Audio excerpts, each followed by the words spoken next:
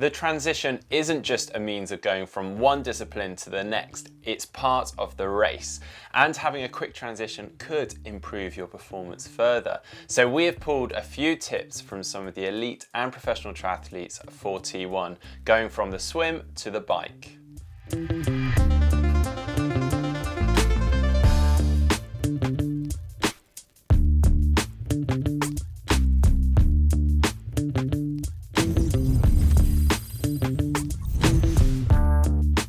So to start off with, getting your wetsuit off after the swim, once it's wet and once you've run all the way to your bike, can be quite hard. So a quick and easy solution is to use a little bit of baby oil on your lower legs and forearms before you put your wetsuit on.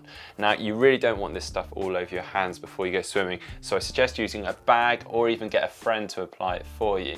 Essentially, the oil acts a little like a lubricant, meaning that you can get your wetsuit off nice and quickly.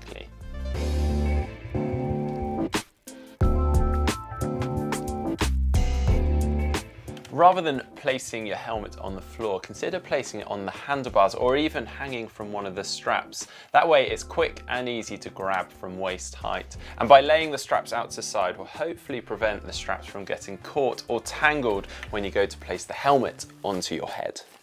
Another thing to consider is the side that you place your helmet on. So think about which side you're going to remove and place your wetsuit, and how you're going to grab your bike and run out of transition.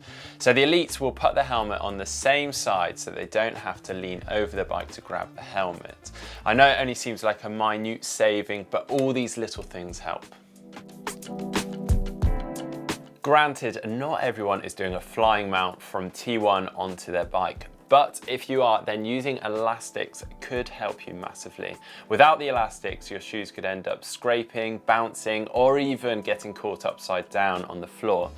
But the real bonus to using the elastics is that it holds the shoes in place, ready for you to place your feet onto or even straight into your bike shoes.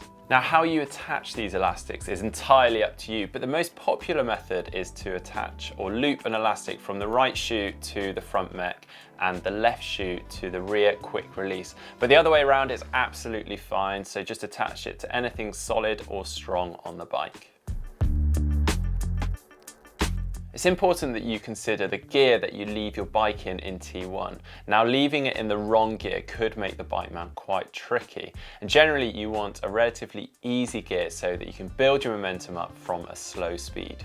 Obviously, check for any gradient after the mountain line too. For instance, if there's a hill immediately after the mountain line, you may want to opt for an easier gear. You may even want to drop it into the small ring.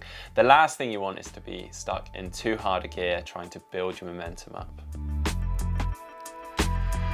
You won't see a whole lot on the floor in an elite transition. To keep things slick, they'll try and attach everything they can to the bike. That means gels, sunnies, and even warm weather gear.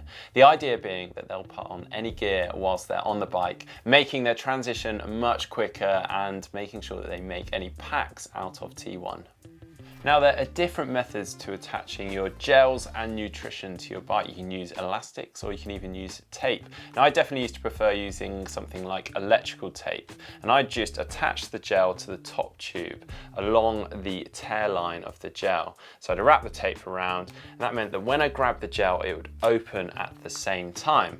And another method is to attach around the main body of the gel, and you could do that again to the top tube and then just fold back the tape at the end, creating a little tab so it's quick and easy to remove. So there's a handful of tips from the elite triathletes on how to do a quick T1, but if you have any other great suggestions, please drop them in the comments below. And if you like this video, give it a big thumbs up, and you can see more videos like this by clicking on the globe and subscribing to GTN. And to see our 9 essential triathlon skills video, just click here. And to see how to train like a pro on the bike, just click here.